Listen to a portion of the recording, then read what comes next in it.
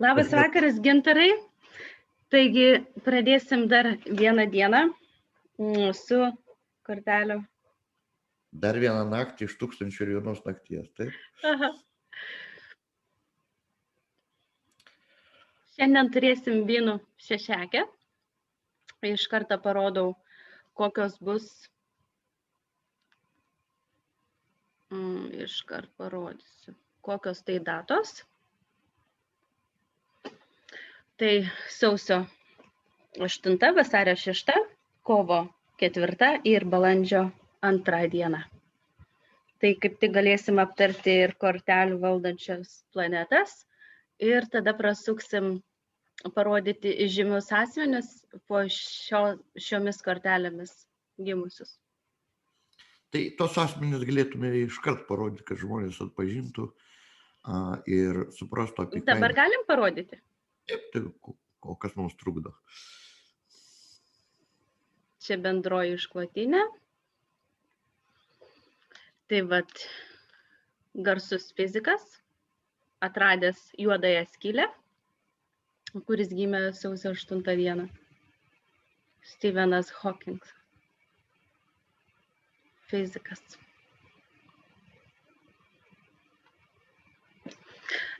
Tai irgi žymus amerikiečių dainininkas ir aktorius. Visi tikrai žino, sausio 8 dieną. Elvis Preslis. Gintarai, ar jums žinoma šitas asmuo?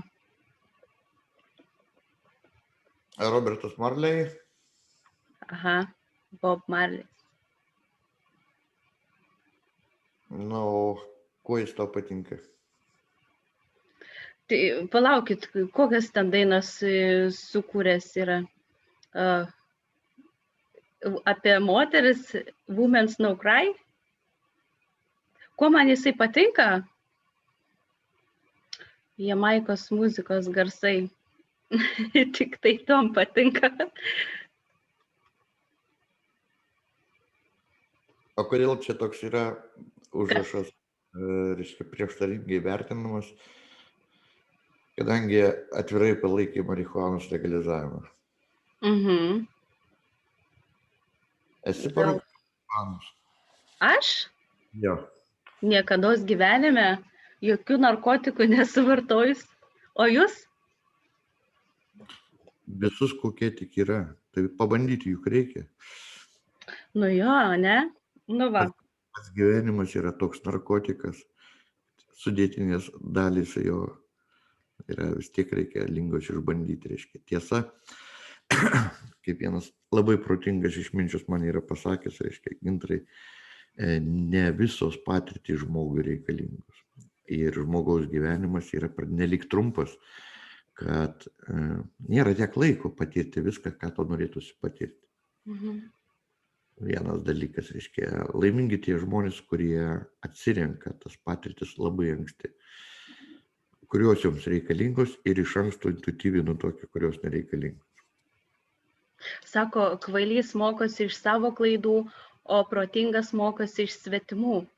Tai taip pat irgi galim tas patirtis pasimokyti iš kitų. Atvirkščiai viskas yra. Atvirkščiai? Viskas yra atvirkščiai. Iš svetimų klaidų tu niekada nieko neišmoksi ir nepasimokysi. Kiek tik nori stebėk svetimų klaidas, jos arba sukels tau juoką arba pasipiktinimą. Nu, matai tokius prasto skonio komedijinius, sakysime, pasirodymus, kur žmogus paslysta ant žievės ir griūna ir visiems sukelia nevalingą juoką. Tai ko čia pasimokysi? Arba susidėlioja vienai par kitaip kokio nors žmogaus gyvenimas. Ir jis turi kitaip susidėlioti. O čia ir yra pagrindinė klaida. Nieko tu iš kitų nepasimokysi. Nieko. Tu gali pasimokyti tik žinodamas savo klaidas, savo. Tiek klaidas, tiek pasiekimus, tiek žinodamas savo talentus, silpnasias vietas. O visą tą piešinį likimo, kuris glūdi mumise per mūsų patirtis, ką reikia tų žmogų iš tikrųjų žinoti. Jam nereikia žiūrėti kitus žmonės, nereikia iš kitų žmonių nieko mokytis. Nes tai yra ne jo likimas, nei jo paskirtis, nei jo gabumai, nei jo gyvenimo vingiai, kilpos ir taip toliau. Toliau. Tai va, jūsų mėgstamas Vivaldis. Visi tikriausiai žinom 4 metų laikus koncerto su smuiko kūrinys. Galiu garantuoti, kad labai nedaug žmonių žino. Buvo laikai, kai jį žinojo visa Europa, dabar ateina era virtualios realybės, virtualių tiesų, elektroninis pasaulis, jos srautai tokie, kad nebelieka laiko nei rimtiems rašytojams, nei rimtiems kompozitoriams. Ir tikrai, manau, nesuklysiu, kad daugeliu šitas žmogus yra, šitas kompozitorius nepažįstamas. O gaila. O gaila. Tai va dar vienas Maksas Ernstas. Jo, Maksas Ernstas, vienas žymiausių. Dadaizmo judėjimo ir siurrealizmo pradininkas. Reiškia, jeigu jūs pavartytumėte jo kūrybą, pasidomėtumėte jo kūrybą, kaip ir kitų jo bendrų, jūs pamatysite, kad ir dadaizmo, ir siurrealistinė kryptis buvo pirmasis signalas Europoje, kad kažkas yra negerai su mąstymu. Kad jau prasidėjęs kažkoks skeldimas, trupėjimas visuotinio pasaulio supratimo, visuminio pasaulio supratimo, kad žmogus vis labiau ir labiau grimsta į vieną ar kitą fragmentą ir jo mąstymas darosi šizofreniškas. Jis apie viską žino labai daug, bet jis neturi jokios sistemos suvokti pasaulio visumą. Ir tai, kad jie žavėjosi siurrealistais ir dadaistais, tai čia yra viena kalba. Menininkai, tapytojai, kūrėjai žavėjosi jais, manydami, kad jie prasiveržė į pasąmonę, jie prasiveržė į kažkokį kitokį pasaulio mąstymą. O mano akimis tai buvo jau sutrikusių intelekto žmonių, reiškia, kūrybos rezultatai.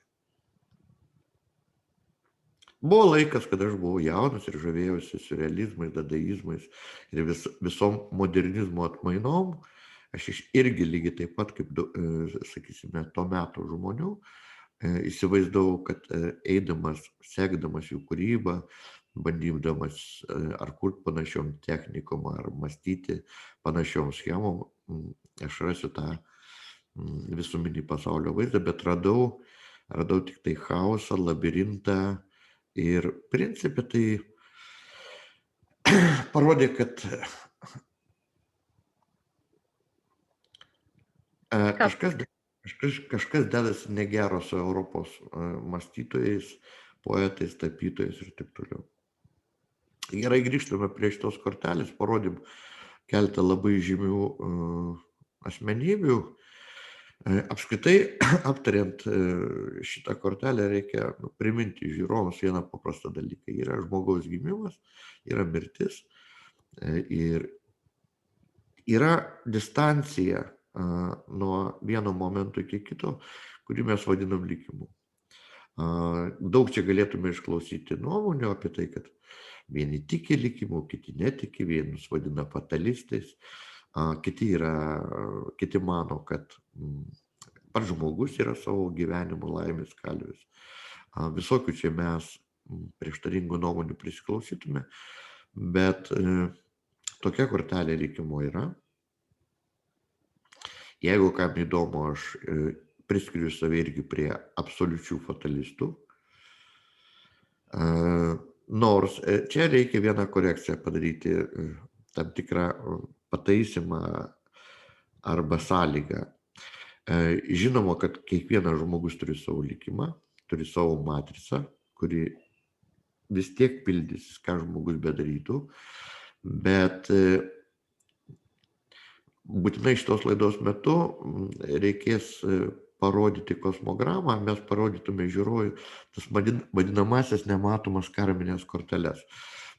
Esam užsiminę savo laidose apie tai, kad reiškia be šitos pagrindinės kortelės šiandien svarstomos pikų šešiukės, kiekviena kortelė turi dar dvi nematomas korteles, kurias mes vadiname karminėm kortelėm ir taip toliau. Jos neregimai stovi šalia žmogaus, šalia simbolio, tik nespecialistas apie ją nieko nežino. Kodėl šita kortelė yra vadinama iš vienos pusės pusiausvyros korta, stabilumo korta, iš kitos pusės karminė, veiksmo ir atoveiksmio korta. O todėl, kad viena iš jos nematomų kortelių yra pikų devintukų mirties korta. Vadinasi, šita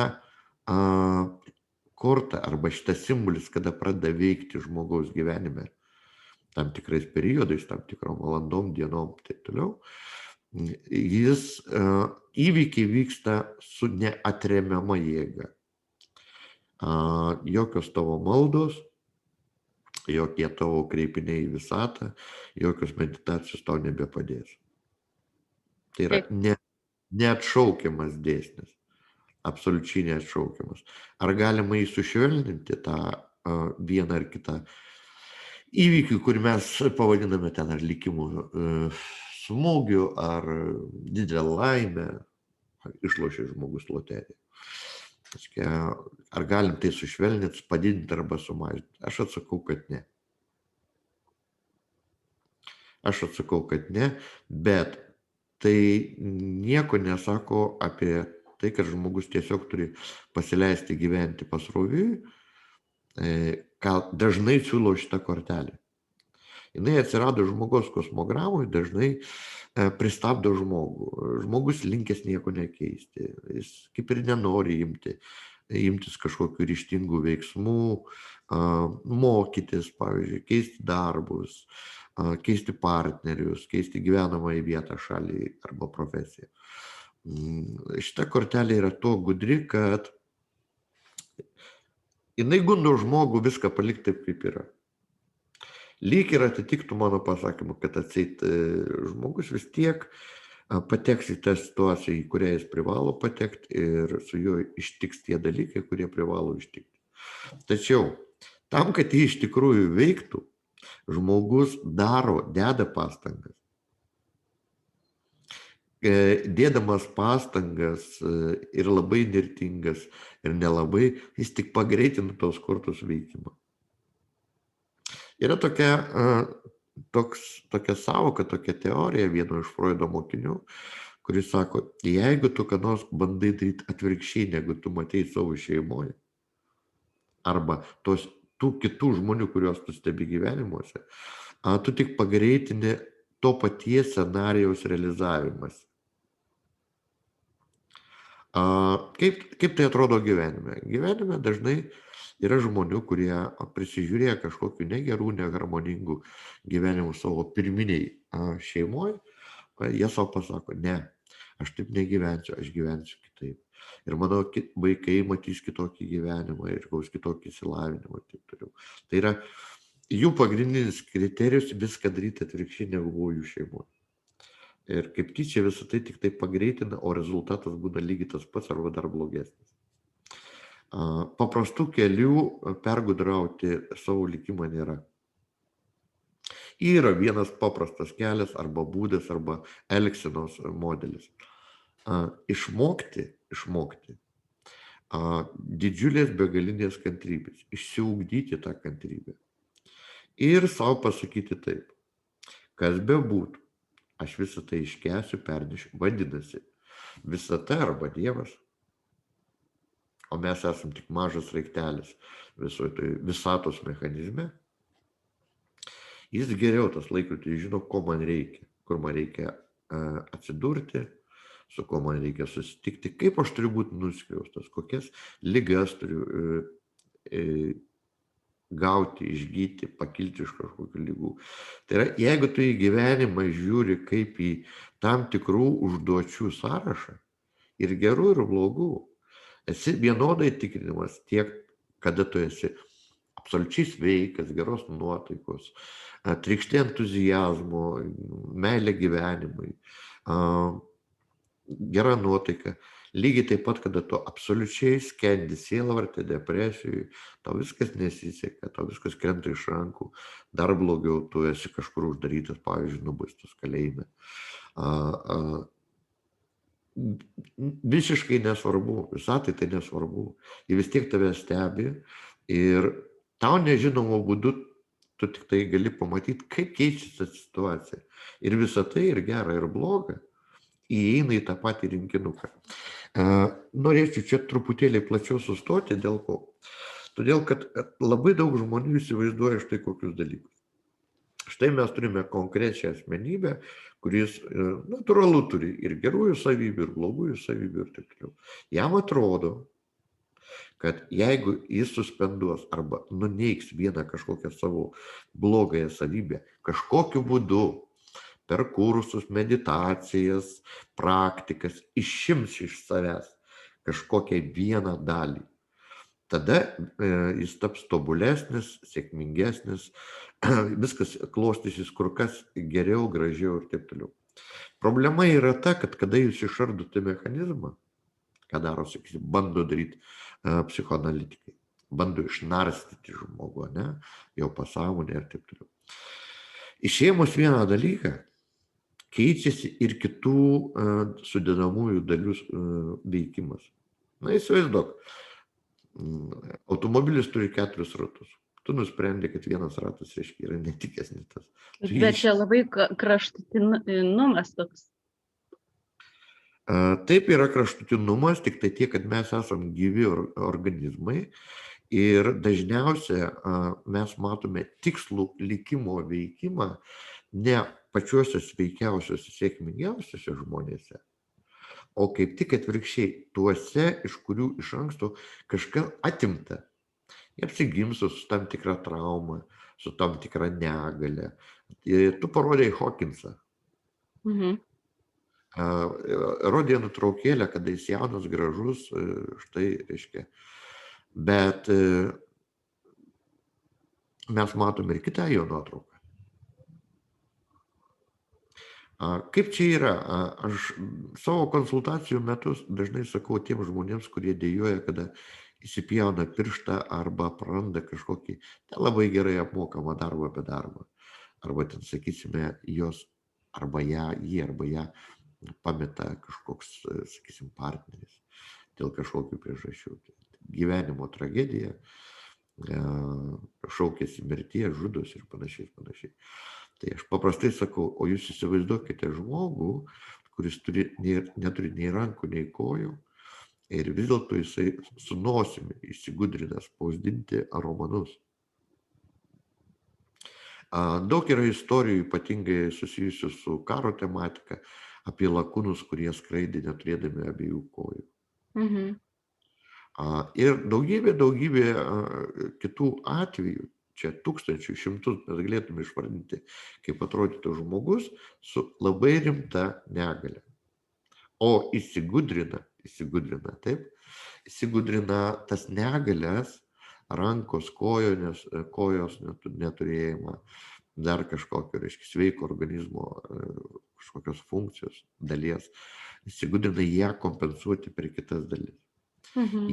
Jeigu tik tai eina į tuo savo keliu, kuriuo jis susibrėžęs eiti, jeigu jis turi tą stuburą, tą kryptį, o ta kryptis ir tas stuburas yra įpieštas toj matricoj, kurią mes su tavim dar pabandysime aptarti. Iš tikrųjų, Hawkinso juodosios skylės atradimas tai prilygsta mūsų šitai paskaitai, reiškia, kalbėti apie likimą. Juodoji skylė žmogaus pažinimą. Štai pirmoji kortelė arba pirmas simbolis, glūdintis pasąmonė, žinoma, kitoks negali būti kaip pusiausvyra ir misija. Iš vienos pusės tai yra pasaulio žiūrinė pusiausvyra. Tai yra žmogus, turintis pikų šešiukę, jo pasąmonė turi būti tvarka kaip geriausioje bibliotekoje. Jo pažiūros turi taip atitikti intuityviai ar per žinias pasaulio supratimą.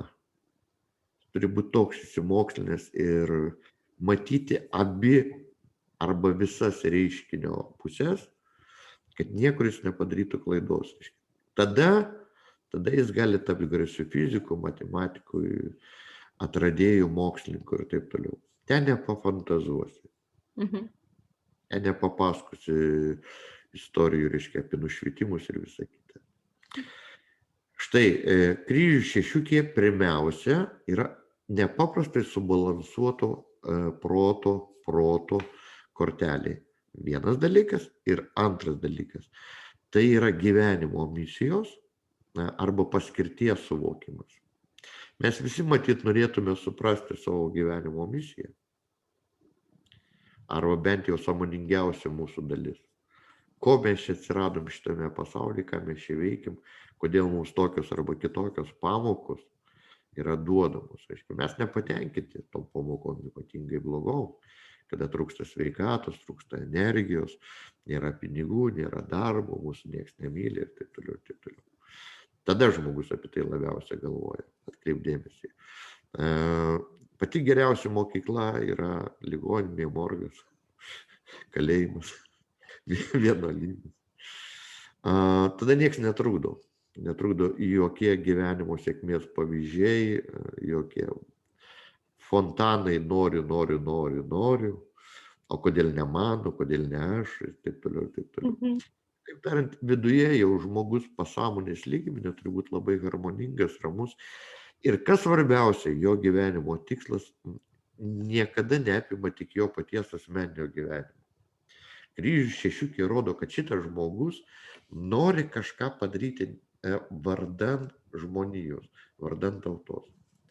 Jis būtinai domėsis mokslu, jis būtinai domėsis politika, jis būtinai domėsis visuomenės sandara ir taip toliau, ir taip toliau.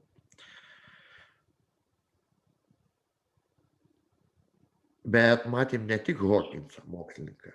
Tu mums parodė Elvį Presley, kuriam meldėsi visas 20-asis amžius, kurio neįmanoma nemylėti. Štai širdžių dama. Jo neįmanoma nemylėti. Jo melodijų, jo balso, jo tembro. Aišku, tai 20-ojo amžiaus pats puikiausias, nuostabiausias dainininkas, atlikėjas ir ne veltui ten ir klubai Amerikos, ir žmonės rengdavosi, kaip jis ir šukuoseną darydavosi, kaip jis ir taip toliau. Žmogus legenda, žmogus mitas. Kas nulėmė jo tokią sėkmę? O jo komunikacinė kortelė, Merkurijos kortelė, širdžių dama. Pačiu aukščiausiu, idealiausiu lygmeniu.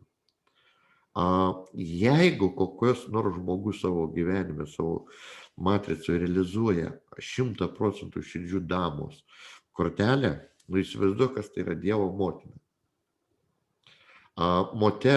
Moteriškumo aukščiausia išraiška. Visai nesistebiu, kad Elvį Presley mylėjo 100 milijonų ir mylės dar 100 metų. Ir visi, kurie jį atranda, kurie jo nežinojo, reiškia, iš pirmo žvilgsnio įsimylės. Jis skleidė nepaprastą charizmą. Nepaprastą, absoliučiai. Šita kortelė negali neužburti. Širdžių dama. Moteris paprastai savo gyvenime šitą kortelę realizuoja kaip meilę vaikams. Tokią meilę vardant vaikų jos padarytų viską, net paaukotų savo gyvybę. Tai kokia tai yra galinga korta, kokia stipri ir taip toliau.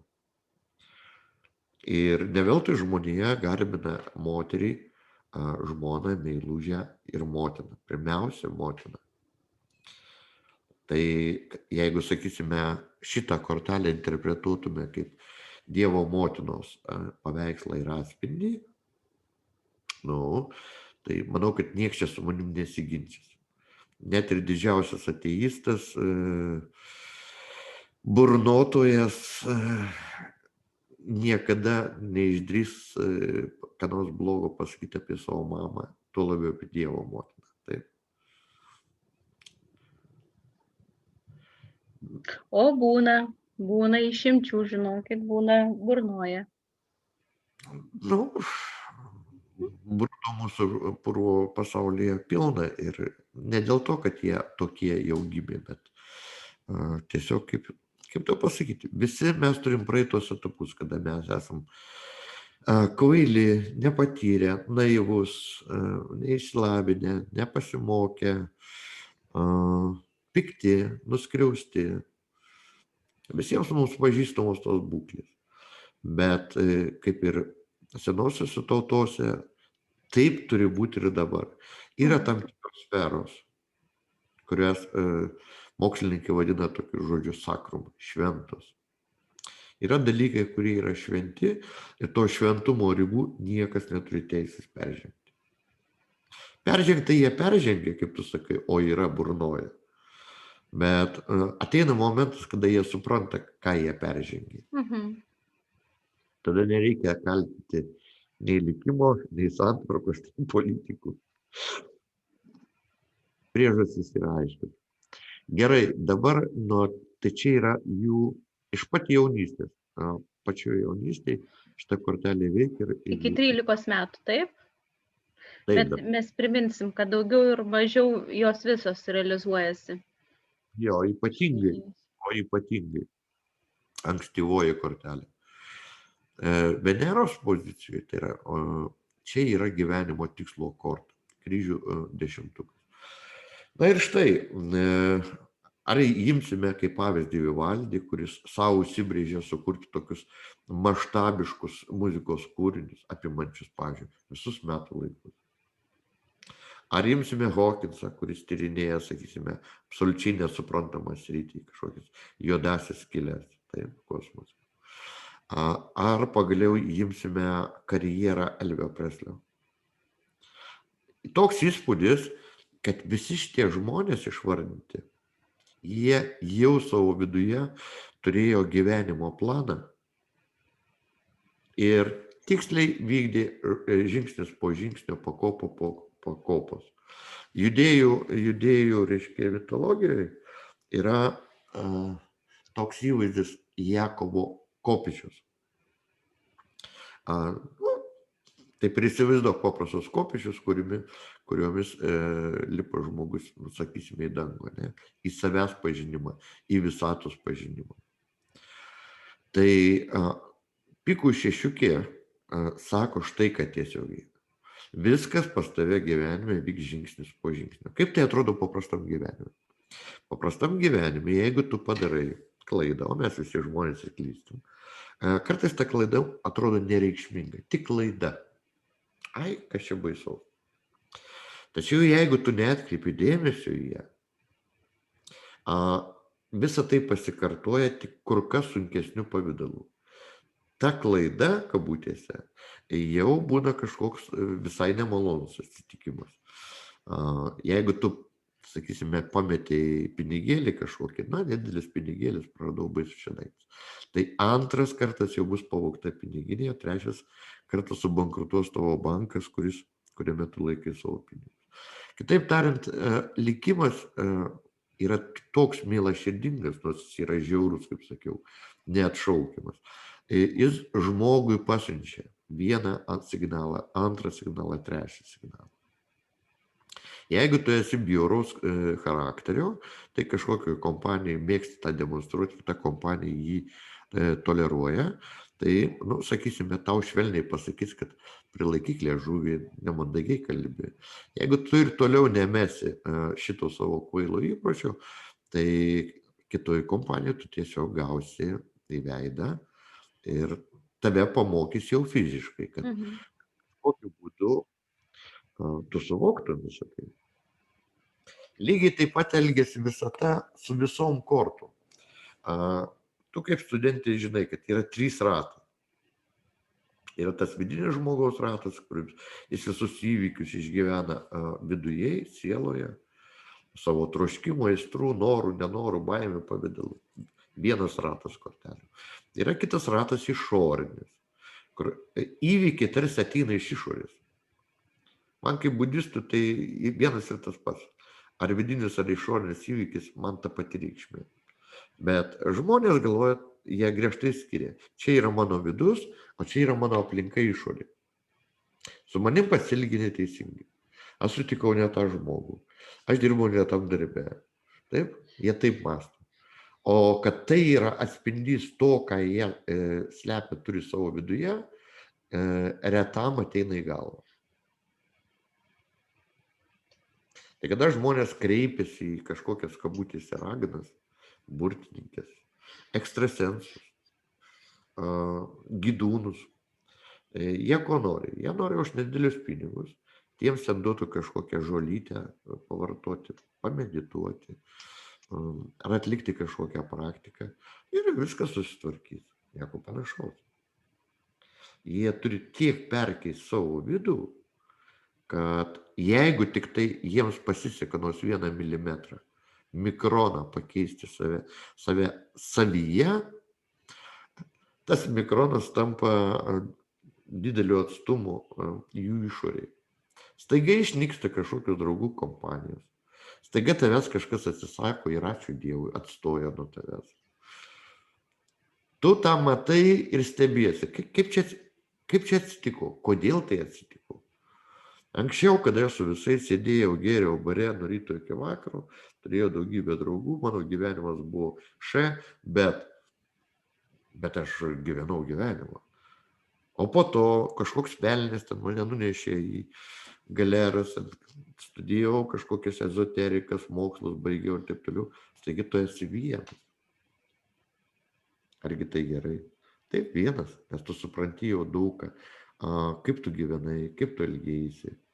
Tu buvai kvailas, naivus, primityvus. Bet ar savo daug žmonių kelia tokius klausimus? Aišku, kad nedaug. Tai iškelsiu aš jums klausimą. Tai kokią praktiką pakeis tavęs 1 milimetrą savyje? Visuomenė žino tokius dalykus. Tai tiek, kad jie iškreipiami tos visuomeninės praktikos. Nu, pavyzdžiui, sako, eik ir padėk tam žmogeliui, kuris tau absoliučiai nepriimtinas. Savanorystės praktikos, tikros savanorystės. Žmogus iš tikrųjų savo laisvą laiką, jis pašvenčia ten, lanko kažkokį senuką, ne? Padeda kažkokiam vargšeliui žmogui kažko. Atlieka kažkokius darbus, už kuriuos jis iš tikrųjų negaus jokio atlygio. Anksčiau tai ir yra tarnavimas. Anksčiau apie tą tarnavimą, tokį būdą tarnavimo, dažniausiai šnekėdavo kunigai ir vienuoliai, kurie sakydavo, mes meldžiamės į visą pasaulį. Tai yra ta tarnystė žmonijai, tarnystė kitam asmeniui, kur tu ne tik, kad nesitikį jokio atlygio, tu žinai, kad ir turi džiaugtis, kad tau suteikta ta proga padaryti gerą darbą. Žinoma, žmogus už tą gerą darbą dažniausiai bus nubaustas. Kaip yra įprasta mūsų pasaulyje, tik pradėk daryti gerus darbus, gausi atgal. To, kad tu nusipelnėjai. Kodėl taip vyksta? Todėl, kad tie žmonės, kurie galvodami, kad darys gerus darbus, padės kažkam ir taip toliau, jie nemoka skirti žmonių. Jie nemoka skirti, ar jie savo tom gerom pastangom, gražiom intencijom, ar jie iš tikrųjų padeda žmogui, ar tik pamaitina tą demoną, kuris šiandien mums atrodo kaip, atleisk už išsireiškimo, valkatėlį, kuris sėdi nelaimėlis prie aušros vartų, prašo išmaldos taip toliau. Gal tu tik pamaitinsi alkoholiką, narkomaną ir taip toliau, ir tu jam duosi papildomą kapeiką, kad jis pratęstų savo tą netikusį gyvenimo būdą. O tam, kad jį ištraukti iš tolių, niekas šito nenori. Kiek čia reikės pastangų, kiek sveikatos, kiek laiko ir taip toliau, ir taip toliau. Daug lengviau tai spręsti, duodant 1 eurą. Tu atseit ir Dievui pasitarnavai, ir žmogui padėjai, ir savo sąžinę nuraminai. O žiūrėkit, ar sutiksit su šituo dalyku, kad nepadėk, jeigu tavęs neprašo? Žinoma, tai yra dėsnis. Tai yra dėsnis. Netgi yra vieną mačiau labai nešvankų video, nežinau kaip išvengto to keiksmažodžio, reiškia. Tai ten video siužetas labai paprastas, eina mergaitė kažkokia šiuolaikinė, prisiskaičius dvasingų knygų, reiškia, pajūrių ir sako, kam čia viešpatį, aš noriu padėti žmonėms, kam man čia padėti, kam man parodyti savo meilę. Ten prie jos prieina kažkokia suvargėlė, sako, vaikelė, sergu vėžiu, neturiu ką valgyti ir taip toliau. Žodžiu, padėk man. Šitą pasižiūri, šitą bjaurę, smirdinčią, negražią bobelę, sako, tik neapsišyk. Eina toliau, reiškia, pajūriu, sako, viešpatį, nu ką man padėti, reiškia, kur padaryti tą gerą darbą. Tai va, toks drastiškas siužetas, sukeliantis kvatojimą, juoką ir taip toliau. Ir tokia kategorija žmonių. Vienas dalykas. Aš norėjau šią progą papasakoti visai kitą istoriją apie tą likimo veikimą arba neatšaukiamumą. Gerai. Istorija tikra, pasibaigus antrajam pasaulinio karo, reiškia, Berlyno gatvėmis, rusų kareiviai apsupę lydi, reiškia, vokiečių karo belaisvių koloną. Ir staiga vienoj gatveliai moteriški puola iš minios, žmonėsgi žiūri, kaip pravedami tie, jų vyrai, broliai, vaikai, sūnus ir taip toliau. Puola ant kaklo vienam iš tų belaisvių, reiškia, šaukdama, kad čia mano vyras ir taip toliau ir taip toliau.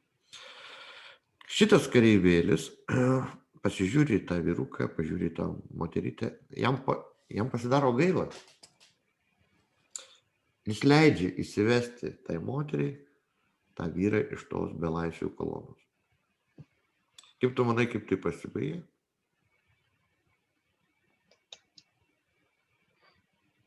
Karininkas sužinojęs, kad jis padarė tokį humanistinį gražų poelgį, jį patį nuplėšė. Nenušovė, pastatė į koloną. O va. Nu va. Skaičius turi būti atvestas koks pradžioje, toks ir pabaigoje. Dieviškoji buhalterija čia klaidų nepraleidžia. Kitaip tariant, štai koks atrodo drastiškas pavyzdys. Žmogus padarė iš tikrųjų gerą darbą, tiesa. Bet jis darydamas tą gerą darbą, jam net į galvą neatėjo, kad jis eina savo paties likimo keliu. Savo paties pirmiausia. Jis įlindo į kitų žmonių likimus, kaip tu sakai, neprašomas. Tai tada iš karto suveikė atoveiksmio dėsnis. Ir jis pats tapo belaisviu, kaliniu, nubaustuoju ir taip toliau. Taip, jis pažeidė įstatymą, jis sargybinis. Jis turėjo saugoti ir jokių būdų neleisti pabėgti tam, sakysime, belaisviui. Jis pats tapo nusikaltėliu sistemos akyse. Ir iš karto akimirksniu buvo nubaustas. Tai čia komentaras apie neatšaukiamumo likimo ir paradoksus. Toliau. Marso korta. Žinoma, jeigu bent šitas dvi korteles, širdžių damą ir kryžių dešimtuką žmogus realizuoja, jo laukia be galo dideli pinigai. Didelė karjera, didelė šlovė. Kaip ir Elvio Preslio, kaip Hawkinso. Net galima pasakyti, kad ta karjera net pinigais nepamatuojama. Absoliučios sėkmės kortelė. Galybė. Tokia. Absoliučios sėkmės kortelė. Galia, sėkmė. Va, žiūrint, kam ko trūksta. Bet be abejonės šitas žmogus yra labai sėkmingas. Tu išlyga, jeigu tos kortelės realizuojamos. Jos nerealizuojamos būtent tada, kada žmogus nededa jokių pastangų, nesistengia ir taip toliau. Jeigu jis nieko absoliučiai nedaro, labai tikėtina, kad nei vienas iš tų simbolių nesuveiks. Ir todėl apie pikų šešiukę aš šnekama taip, jei visaip reikia vengti rutinos. Žmogus, sakysime, gavo gerą darbą, gauna gerą atlyginimą, viskas tvarkojo šeimoje ir jis būtų linkęs sustoti ties tuo, ko patenkinti. Bet kada tik tai jis sustos ties tuo ir jums to tenkintis, kaip tik prasidės bėdos. Kodėl prasidės bėdos? Todėl, kad visata matrica verčia jį judėti. Net tau nepakankama, tu neišnaudoji savo viso potencialo. Siek daugiau, daryk daugiau ir taip toliau, ir taip toliau. Ir minėjau, pradėdamas pasakojimą, kad pikų šešiukė, viena iš jos karminių kortų yra mirties korta pikų devyniukė, bet va čia Jupiterį mes matome dar vieną visagalio kortą pikų karalių. Tai jau ir taip atrodo galinga kortelė, bet šitas pikų karalius rodo, kad pikų šešiukės valia yra suderinti visais lygiais. Visi departamentai padėjo parašus. Kaip biurokratai mėgsta sakyti. Visi reikalai yra suderinti, visi veiksmai yra suderinti. Ir jeigu su žmogumi atsitinka ar geri, ar blogi dalykai, jie atsitinka neatsitiktinai. Kaip sakiau, visos kontoros padėjo parašus. Tiek baudžiančios, tiek skatinančios, tiek apdovanojančios. Reiškia, jų visuotiniam susirinkime buvo nutarta, kad na, va, Torintai mes įpakuosime tokią dovaną. Ir nepurkštauk, nesipiktink ir per daug nesidžiauk iš džiaugsmo, nes tai, kad tu gauni teisėtai. Tai yra teisėtai. Ir vienintelė, kaip sakyti, paguoda, kad jeigu tau atrodo, kad tavo tie gyvenimo smūgiai yra per sunkus, per dideli, tai aš tau atrėšiu taip, reiškia. Kiekvienas neša savo kryžių, o kryžius nėra sunkesnis, negu kad tu gali patemti, panešti. Jis yra kaip tik pritaikytas tau, unikaliai tik tau. Negausi daugiau, negu tau nepriklauso. Negausi. Viską, ką priklauso, gausi. Viską, ką priklauso, su viskuo, su kuo tu privalai susidoroti. Tai čia pikų tas karalius, ar ne? Jupiterį. Taip. O jeigu pikų karalius būtų Saturne? Tas pats? Dar blogiau būtų. Kas blogiau, sakykit. Tada jau tiesiai paliestų tavo sveikatą, fizinę būklę ir taip toliau. Jupiterį, tai mes čia galim pažaisti su šitą kortelę. Tokiam žmogui aš pasakyčiau iš karto, jeigu vaikai, tėvai turi vaikus su šitų ženkliukų, pasakyčiau, leiskite tą vaiką studijuoti teisę. Jis bus prokuroras, jis bus teisėjas, jis bus kokių nors jėgos struktūrų aukštas valdininkas. Taip dažniausiai ir būna. Beveik nebuvo atvejo, kad konsultuočiau pikų šešiukę ir jis vienaip ar kitaip nebūtų susijęs su jėgos valdiškom struktūrom. Arba pats yra teisininkas, teisėjas, prokuroras, arba karys, arba jis dirba toj sistemoje. Atsimenu vieną mielą moterį, su kuria aš šnekėjau, aš nematau paprastai žmonių veidų, kad aš kalbuosi su jais. Ir iš balso tembro, ir iš malonaus kalbėjimų, niekad net neįtartumei, kad jį beveik visą gyvenimą pradirbo moterų kalėjime, prižiūrėtoja. Bet kada sakyčiau, žvilgtelėjau jo matricą, aš jai provokatyviai ir uždaviau klausimą, sakau, ponia, o jūs niekaip nesusijusi su teisėsauga ir taip toliau. Jis pradėjo juoktis ir sako, šitą gyvenimą pradirbau kalėjime prižiūrėtoju. Tai štai, reiškia, iš tikrųjų tai yra tiesus kelias ir pats geriausias kelias. Tokia logika iš tos kortelės. Aišku, yra sunki dalia būti teisėjų, nedaug dievė. Tačiau labai rimta, labai atsakinga, tu pati supranti, kad tu reguliuoji kitų žmonių gyvenimus. Žiauriai. Ar tu išteisinsi, ar tu nuteisi, kaip tu nuteisi, ką tu pritaikysi, kokią baudą ir taip toliau.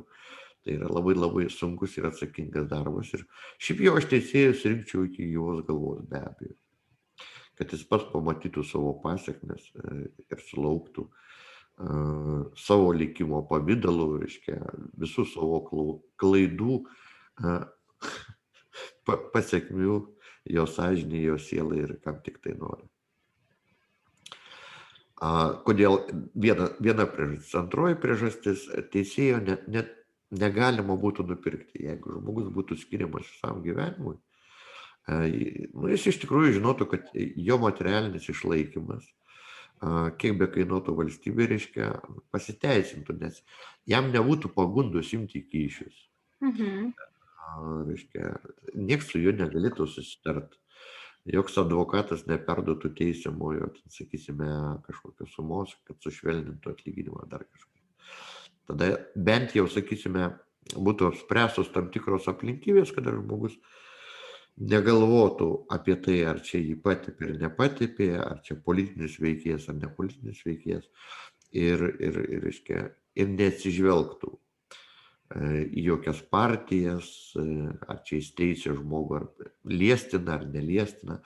Tada iš tikrųjų būtų bent šioks toks paviršutinis teisingumas. Tiek, kiek tai leidžia žmogiškasis teisingumo supratimas.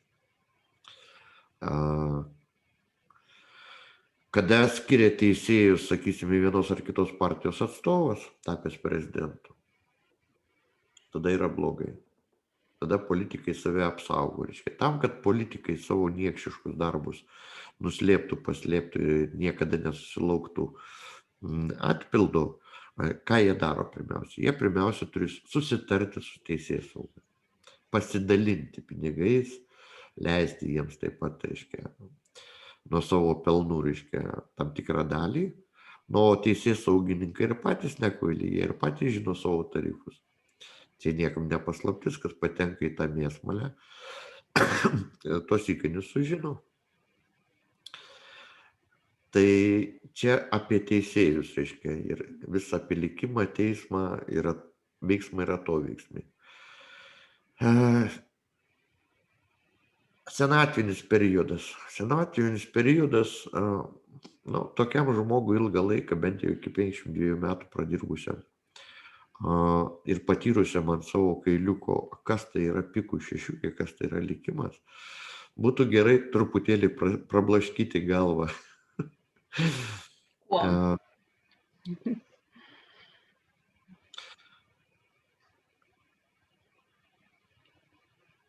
Pamatyti, kad gyvenimas yra ne tik teismas, bauda ir pasekmės. Tai yra treivkė širdžių, yra prablaškymas savęs, kada tu lendi į kitokias sferas, į kitokius gyvenimus. Tu pamatai truputėlį, kad gyvenime nėra tik tokie griežti, baisus, siaubingi veiksmų ir atoveiksmio dėsniai, reiškia. Yra sferos, kur leidžiama žmogui pailsėti nuo viso to.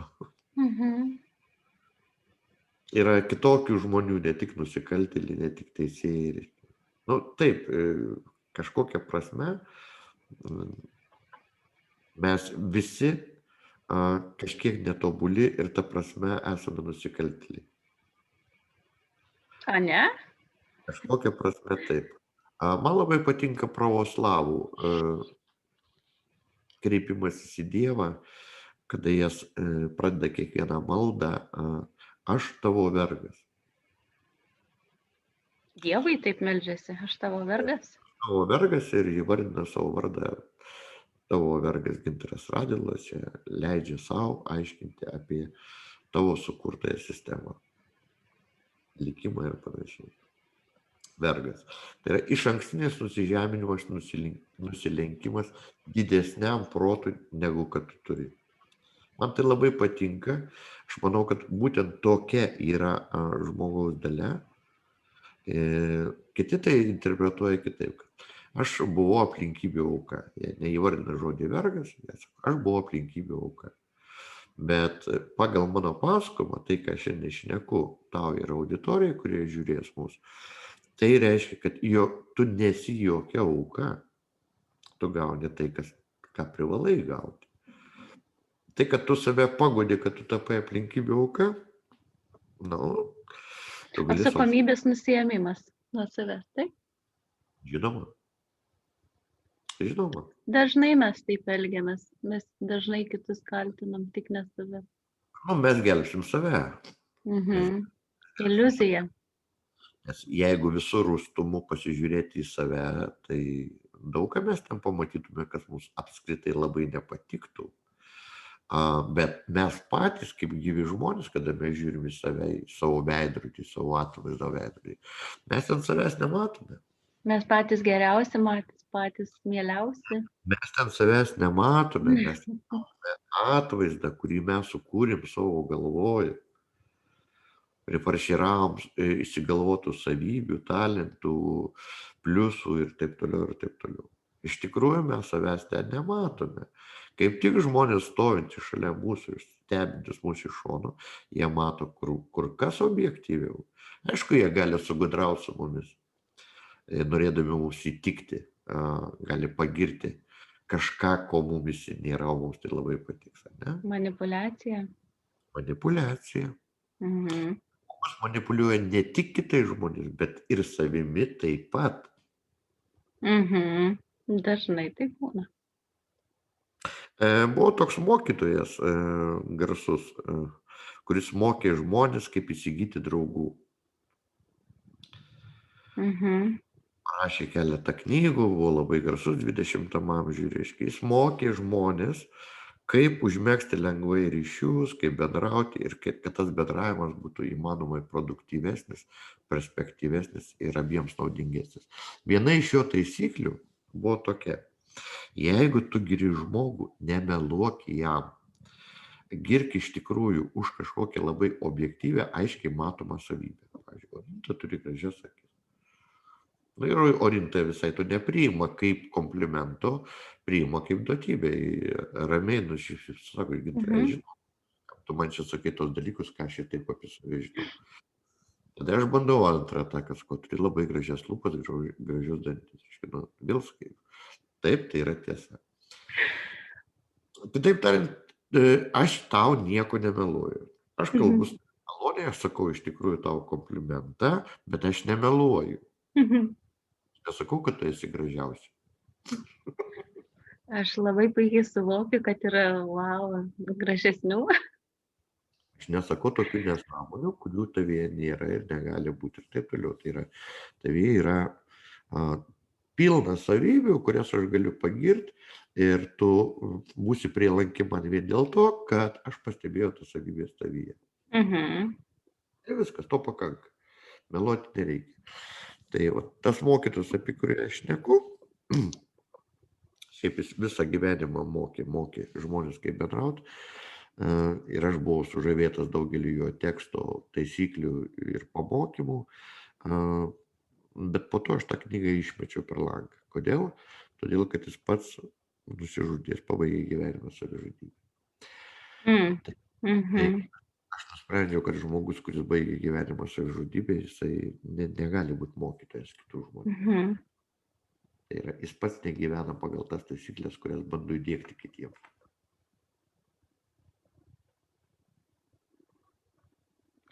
Iš tokių mokytojų, kurie gyveno pagal savo tiesas ir už savo žodžius ir veiksmus buvo pasiryžę atsakyti, buvo vienas vienintelis žmogus, turbūt tik tai, sakysime, Kristus.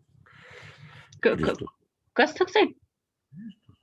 Jėzus Kristus. Jėzus Kristus. Nu taip. Kuo Jėzus Kristus skiriasi nuo politikų ir kitų visuomeninių veikėjų, propaguotojų ir ideologų? Jis už savo mąstymas, už savo pažiūras pasiryžęs numirti. Tai va tokiu žmogum galima patikėti.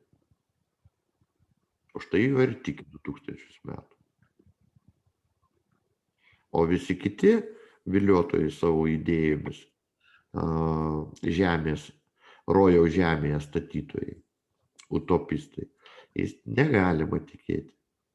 Nes dažniausiai jie daro todėl, kad jie pataikauja publikai, jie šneka tos dalykus, kur žmonės nori išgirsti, nes jie nori patekti į valdžią. Tai o paskui žmonės stebisi, kad jie nevykdo savo pažadų, jie ir nesiruošia vykdyti savo pažadų. Jie norėjo suvilioti, sugundyti šitais melagingais komplimentais. Jo, aš jau užsibuvau ties šitais dalykais. Dabar saviraiška. Palaukit minutėlę, truputėlį gerai. Taip. Taip, mes tęsim jau. Tęsiam. Tęsim apie savirišką. Kryžių tuziukas. Kryžių tuziukas be bendro savo pavadinimo yra tikėtis, kaip aš jau vadinu, smalsuolio žingeiduolio kortą. Jis dar turi savo viduje idealaus pasaulio įsivaizdavimą. Kitaip tariant, kaip čia dabar siejasi?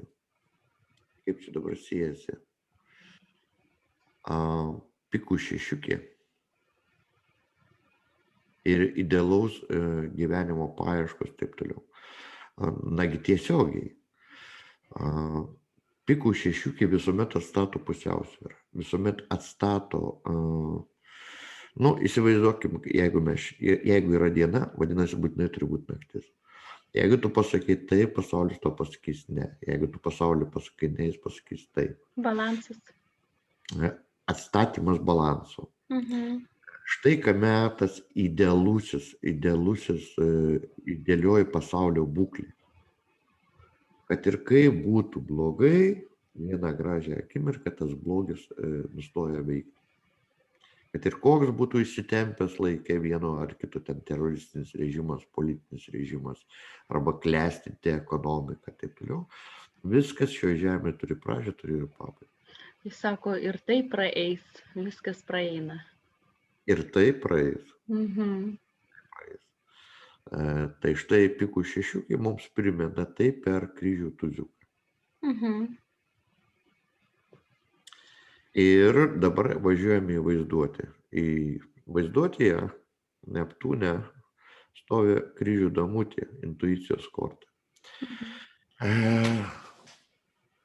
Kaip ta pikų šešiukė turi tokios galios, kokią jį valdo kvantiniai kompiuteriai, kad visiems ir visada reikiamų momentų, reikiamą dieną ir sekundę suranda atsaką jo žmogaus veiksmams ir taip toliau. Įsivaizduokit kompiuterį, kuris tvarko 7 milijardų gyvenimus. Matyt todėl, kad reiškia yra intuicija, kurios mes negalim niekaip apibrėžti, kas tai yra. Kažkoks nuo Dievo mintis, visą apimanti, visą reginti akis.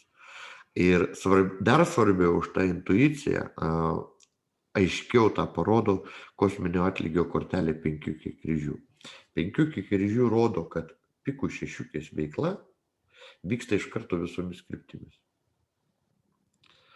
Ne 4 pasaulio kryptimis, bet visomis 5. Tai yra paliečia ir žmogų. Kaip išeina iš žmogaus, taip ir grįžta iš žmogų. Būtinai. Pasikartosiu. Pikų šešiukės likimo arba karminės kortos veikla vyksta iš karto visomis kryptimis vienu metu.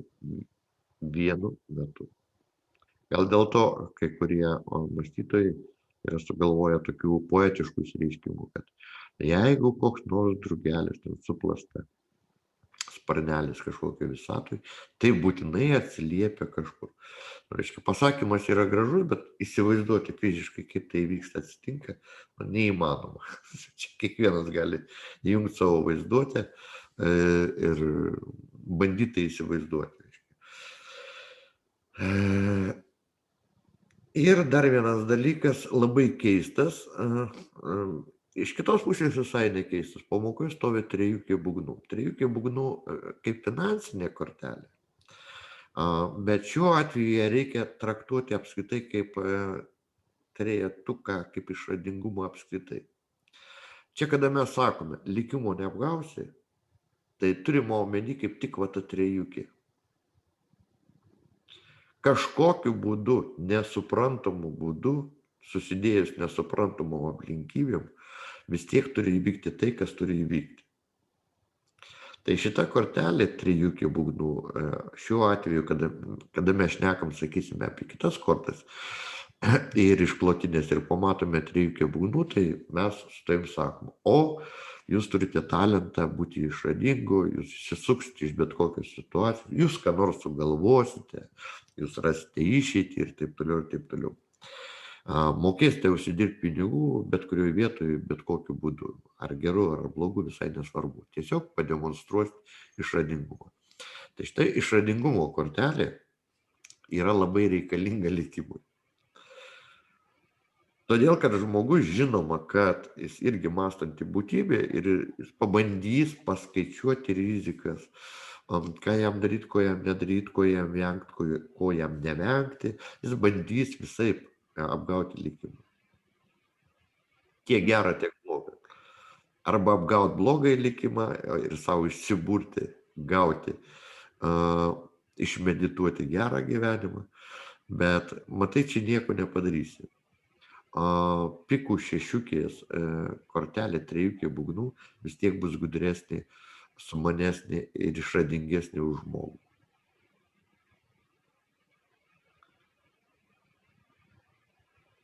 Galbūt dėl to ir sako, kad likimo neapgausi.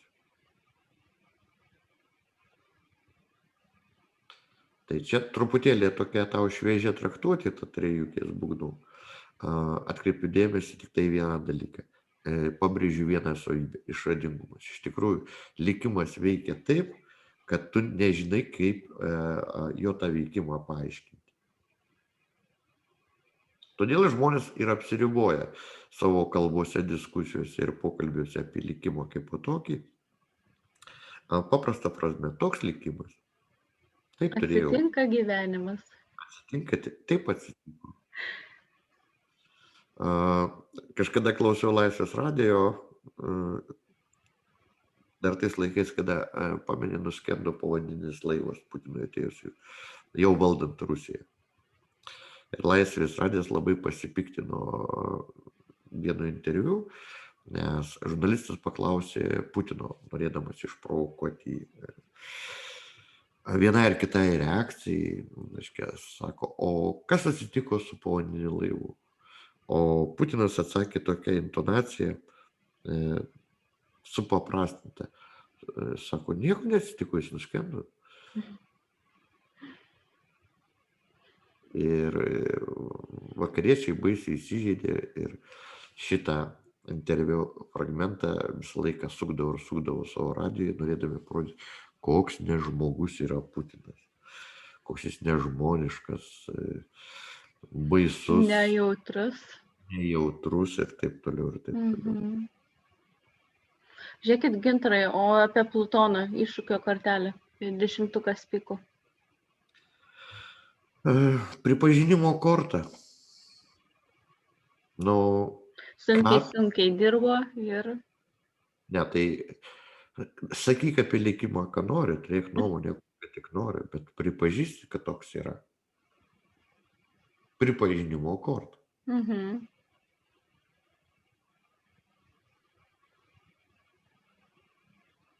Ar likimas dirba sunkiai ar nesunkiai, mes negalim to pasakyti, kaip veikia tas mechanizmas. Mes matom tik sudėtinės to mechanizmo dalis. Bet kad mes pripažįstam, kad toks daiktas, toks dėsningumas yra, tai yra neabejotina. Vėl šitą kortelę reikia protingai interpretuoti. Šiuo atveju ne kaip garbėtrošką, bet kaip pripažinimą. Žinoma, kad mes pripažįstam, kad mes turim savo likimą, mes turim savo gimimo laiką, vietą, tėvų šeimą, biografiją. Žinoma, kad mes ją turim. Ir turim savo ir pedalą, ir galų gale kažkada mirti ir taip toliau ir taip toliau. Visa tai jau yra išrašyta, visa tai jau yra nupiešta, tik tai tos žinios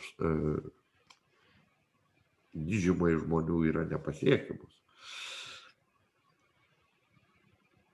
Jau viskas yra parašyta.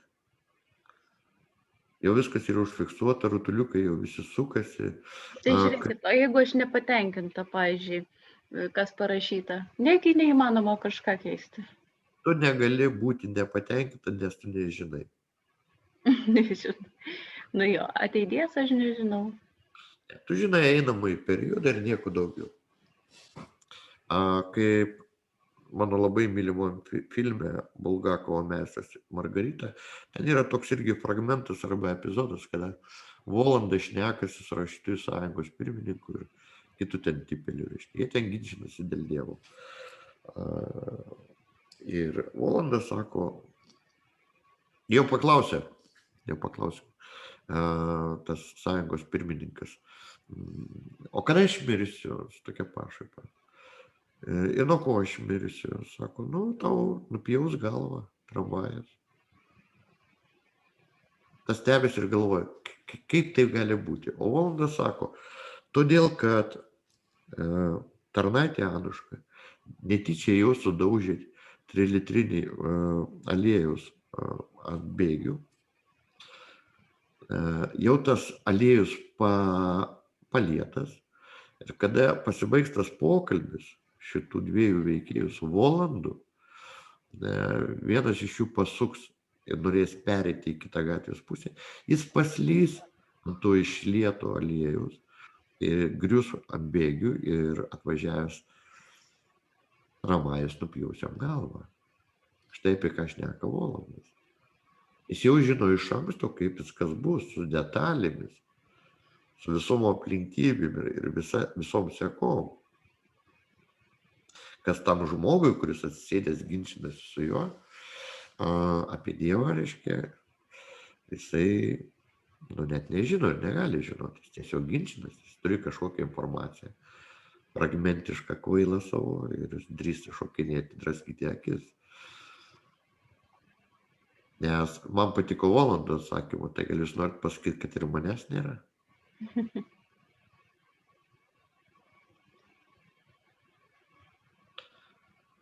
Mes kaip ir aptarėm Pikušį. Gerai, dar norėčiau, kad pakomentuotumėt kiekvieną datą gimusių asmenų. Sausio 8, vasario 6. Sausio 8 gimusių Elvis Preslis ten buvo, taip? Elvis Preslis ir Hopkinsas. Jo, tai Elvio Preslio populiarumas, reiškia, ir tai, kad jis sukels labai daug emocijų, labai daug meilės ir taip toliau, ir taps tokių žinomų dainininkų, mylimų ir taip toliau. Trijų keišėdžių rodo, kad tokie žmonės labai smarkiai jaudina, labai sukelia daug emocijų. Vienas dalykas. Kitas dalykas, Hawkinso atradimai irgi nebuvo šiaip kažkokie atradimai, arba jo komentarai, arba jo prognozės truputį anksčiau, jisgi vis karts nuo karto duodavo vienokią ar kitokią prognozę. Tai labai smarkiai sujaudina žmonės.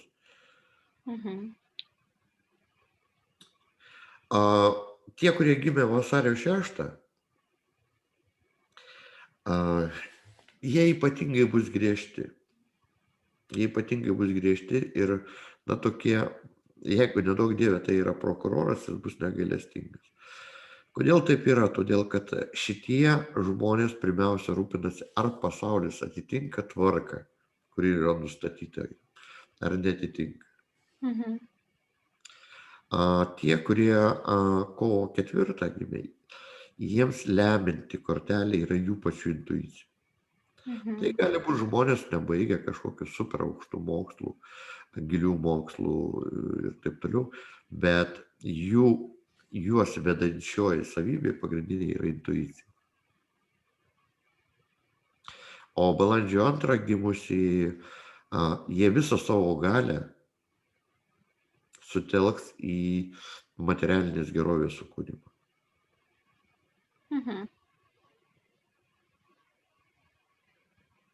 Kitaip tariant, šitos kortelės, valdančios planetos kortelės, jos yra, apskritai jos visos yra toj pačioj matricoj, pavyzdžiui, pikų šešiukės, mes jas visas matėme.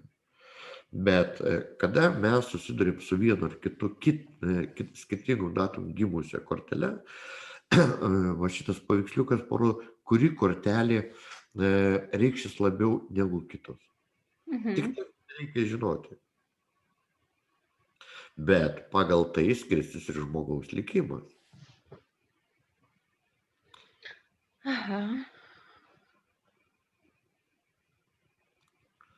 Ką dar norėtai paklausti? Žiūrėkit, visi žinot istoriją Elvio Preslio, kaip ten buvo viskas, ar ne? Jisai žymus, moterų mėgėjas, pats nevengdavo moterų dėmesio, turėjo vieną tik tai žmoną ir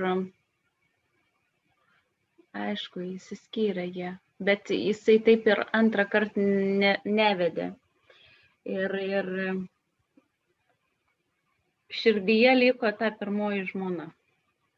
Na, ir Kaip kad ir visam. Nu tai kurios čia kortelės taip pat kažkaip išsidėščiusios, kodėl jam taip nutiko. Atrodo, kad vat Merkurijai irgi damutė stovi už širdžių. Vis tiek ta meilė aukščiausia. Tai kam nereikalas, kad taip pat. Tu klausi, kodėl jisai nesusitokė antrą kartą? Ne, kodėl gal populiarumas tas maišė? Kodėl maišė? Ne, ta prasme, neišlaikė tų gerų santykių. O tu jos kortelę žiūrėjai gimimo? Tuoj pažiūrim. Pasižiūrėk. Taigi žmonos kortelė yra 8 kryžių, dėl ko jiems taip pasisekė. Ar nepasisekė? Arba nepasisekė. Todėl, kad labai dažnai santuokoje žmogus intuityviai susiranda kitą žmogų pagal skaičiuką, bet netitinka stichija. Jam būtų ideali santuoka, jeigu jis būtų sutikęs 8 būgnų. Ideali. Aistringa ir taip toliau, ir taip toliau. 8 kryžių, matai, jis susitiko 8, bet 8 kryžių. Jo žmonos ženkliukas yra 8 kryžių. O pas jį Marsas stovi 8 būgnų. Tai vienas dalykas. Antras dalykas, reiškia, tik pagal skaičiukas sutampa. Aš tai jas vadinu tas santuokas tokias mišriom, hibridinėm, ten visko pilna. Ir džiaugsmo, ir kančios, ir ko tik nori, dažniausiai baigėsi arba skyrybom, arba dar kažkuo. 8 kryžių apskritai nesuvokė jausmų ir kūno džiaugsmų, nes jį viską suvokė tik protu. O Elviui Presliui reikia, kad suvoktų jo pagrindinį talentą širdžių damą. Jausmingumą. Jisgi be galo jausmingas. Jeigu jo žmona, kad ir kiek jis ją mylėtų, jei tas sritis emocijos yra nesuvokiama, nes tai yra proto jėgos korta. Tai konfliktai pas jos buvo tiesiog užprogramuoti. Man reikėjo atsirasti jų santuokos metais pas juos Amerikoje ir pasakyti, jūs gal geriau nesituokite. Oi, ten meilė buvo, jinai 16 ar 16, man regis, ištekėjo už jo. Nepilnametė ten jau. Tai visai nesvarbu. Apžavėjo jisai. Tai visai nesvarbu, kad apžavėjo jis ne vieną ją, tūkstančius, 100 000 moterų. Bet pasirinko tik ją. Bet kuo baigėsi tas pasirinkimas? Baigėsi, kuom baigėsi. Tai štai, dar kartą sakau, dabar mokau tave ir aiškinu kitiems, reiškia, tą likimo laikrodį, tą savo sistemą. O jeigu kada išrasiu laiko mašiną, tai tada atsuksiu laikrodį atgal ir neleisiu tuoktis. Žodžiu, 6 metus kaip ir pragyveno, bet išskyrė po 2 dar metų kažkaip. Bet jau 6 metus pragyveno kartu ir... Nu, va ką tik ištarė lemtingų žodžių 6 metus. 6 karminiai metai praėjo ir taškas. Matai, 6 vėl suveikė. Labai akivaizdžiai.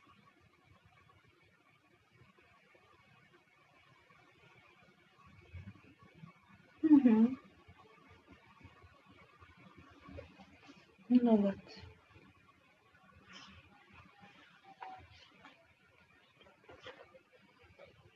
Tai ką, Gintarai, dar kažką pakomentuosit apie kortelę?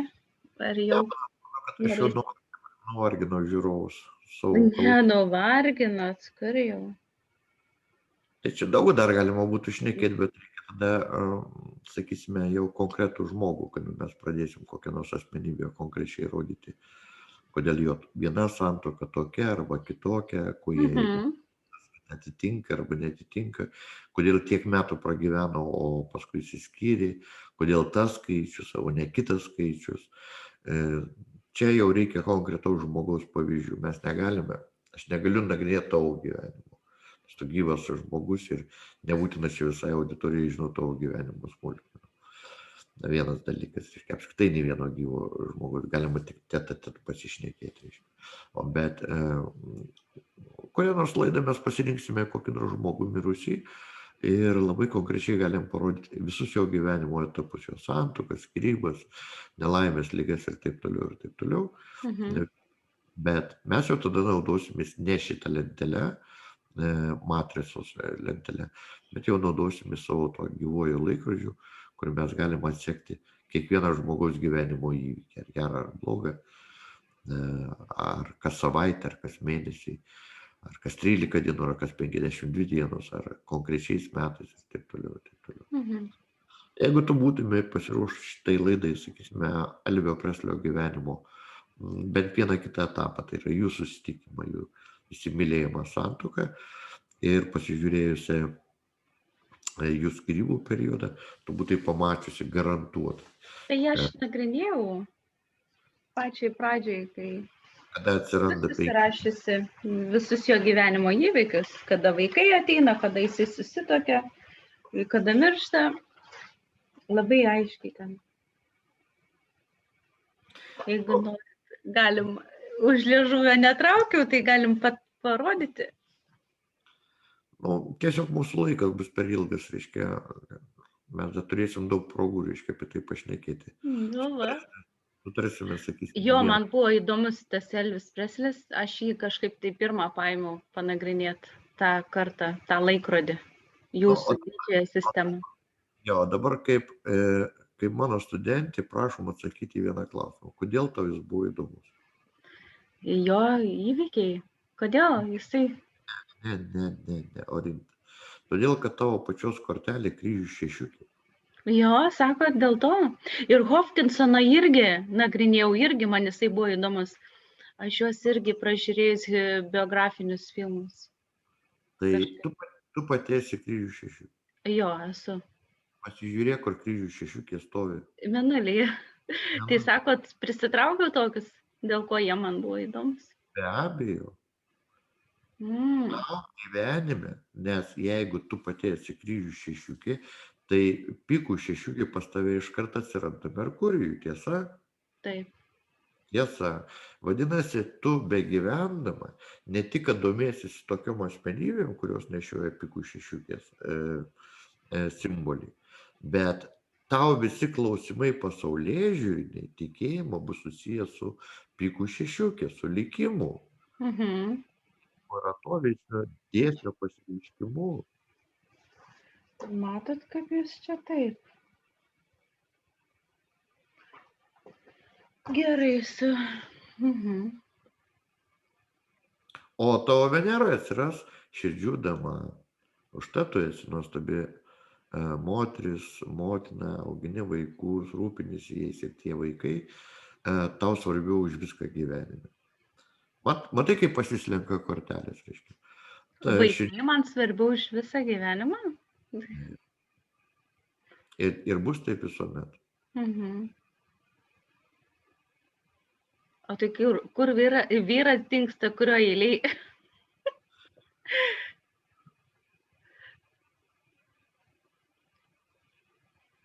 Vyras niekur jis nedingsta, tiesiog, reiškia, aštuoniukė būgnų persikelia čia aptariamoji kortoje stovi Marse, pas tave tavo kosmogramoje persikelia į Jupiterį.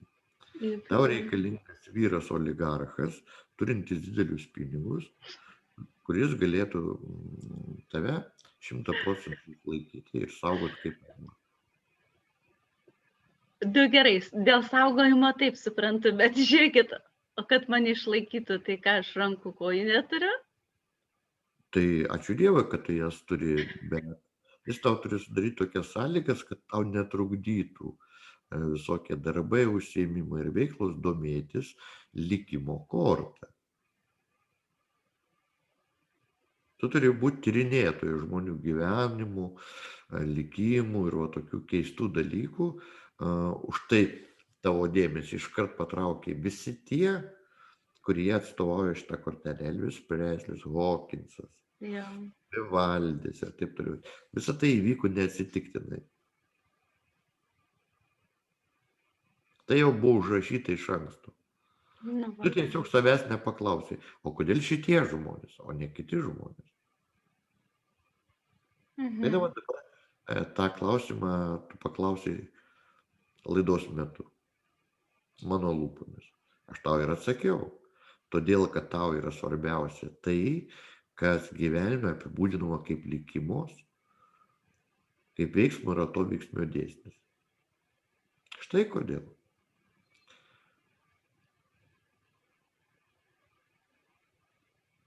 Ačiū, Gintarai. Prigyrėt mane čia irgi labai. Tai pabaigsim laidelę, taip?